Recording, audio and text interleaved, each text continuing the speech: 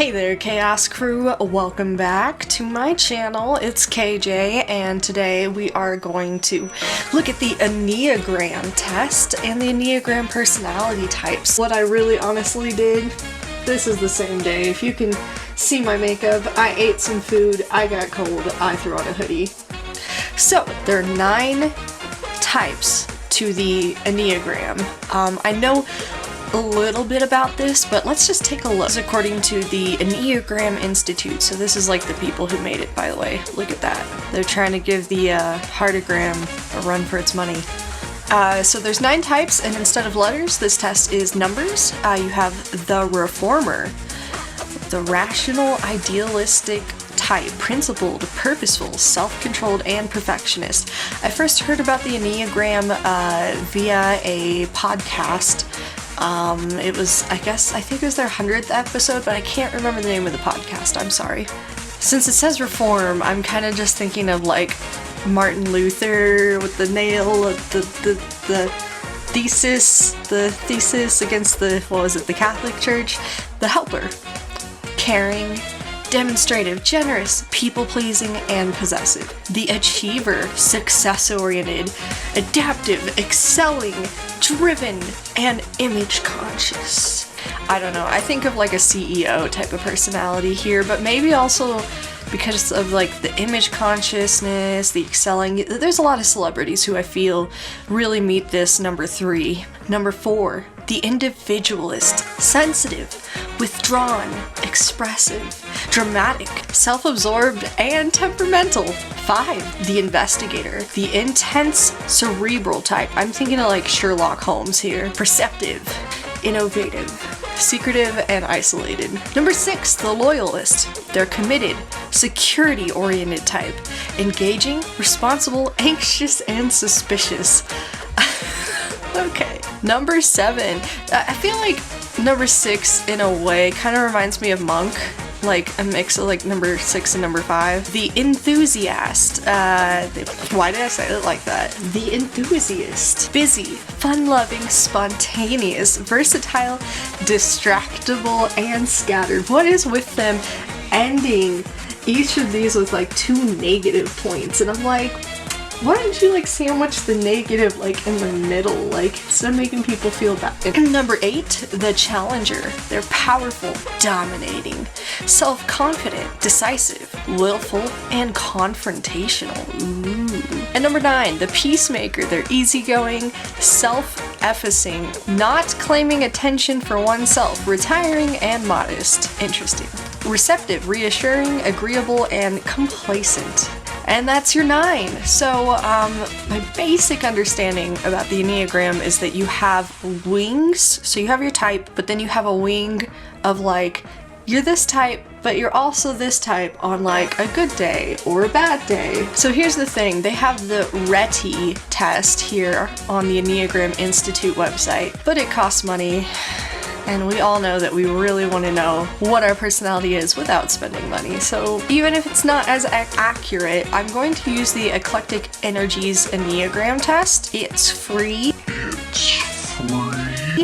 They actually have 2, the classical and with instinctual variant, and they basically want you to take both tests so that you can kind of get a better idea. What I'm going to do is I'm going to take both tests, but then I'm also going to take this test over here on Truity because it says it's free. In fact, it starts the test like right there, and we'll see what we get. So I'm going to take the Eclectic Energies first one on camera, and then I'm going to take the other 2 off camera and tell you what my results are. Okay?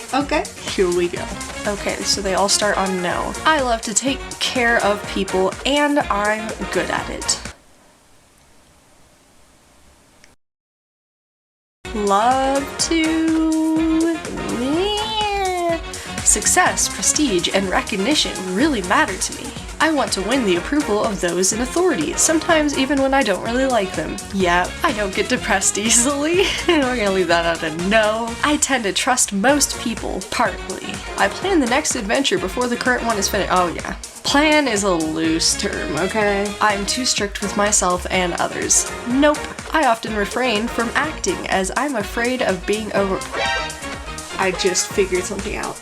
So the reason that all of these answers are already on the no ticker is because no is a harder, mentally harder thing to do than yes. It takes more muscles to frown than to smile. I just think there's something psychological going on here with just being like, oh, I'll just leave it in the no spot. I see what you're doing. I'm too strict with myself and others. I often refrain from acting as I'm afraid of being overwhelmed. Nope, I am more sensitive than most people. Sometimes the world just seems too harsh. Yep, I'm more organized than most. Ha, that's not true. Page 4 from 14, holy shit. Okay, y'all. We about to double time this shit. Alright, okay, let's go. Okay, you guys, I have finished all 3 tests, and it's been honestly exhausting on my brain. But I did it. So here we go. Okay, first, I want the results of the first test that I took from the website that's name I can't pronounce or remember. The Eclectic. Okay. So the first one says I'm a type 4, and taking wings into account, I'd be a type 4 with a wing 3. I think actually that makes a lot of sense. Type 4s are creative, temperamental, emotional, and I don't know, I just kind of think of them as like maybe a little bit eccentric. I don't know. Maybe that's me just wishful thinking here. And then type 3, which if I'm understanding correctly is the attention seeker slash CEO business type. So it ranks me with my other types. So it says type 4. There's a little bit of type 2 in there. Ooh, and type 7. Wow. Okay, I ranked really low in type 8 and type 5. So type 8 is the one that is like really like, I need things done this way. I kind of think of them as like administrators. And then type 5 is the type that are often perceived as emotionless. They're very intellectual. So, you know, you're maybe Sherlock Holmes type. I don't know.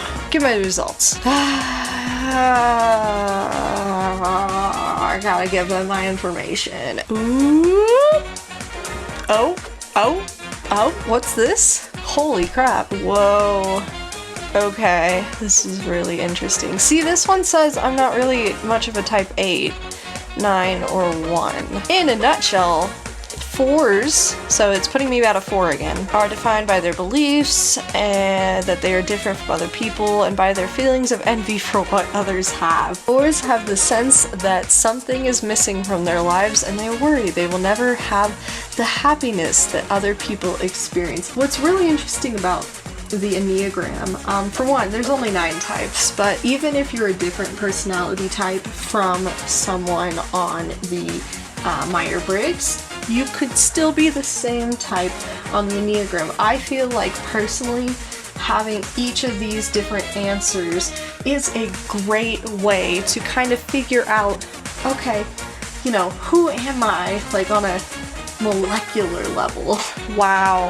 I'm just really shocked here. I got a 4, a 3, a 4, a 2, a 3, and then a 7. A 4 with a wing 3. Well, if I'm going by common denominator, I'm seeing 4 and 3, for sure. But based on the rankings, I also ranked really high in 2 and really high in 7. And then over here, really high in 7, 3, and 2. So 4, 7, 3 or 7, 3, something like that. It's a little bit confusing. I can see how, honestly, I think that Myers-Briggs is a good starting point, and then this is good to kind of elaborate on what you already know about yourself. So that's it. I took my Enneagram and I'm a type, I'm not entirely sure. Still, because last time I took it as a 4/6, so I don't know, guys. I'm kind of lost. If you want me to take more of these, leave a comment below. Don't forget to like and subscribe, and let me know what you got and what you would like to see me do next time. That was a burp. That was almost a burp. Love you. Bye.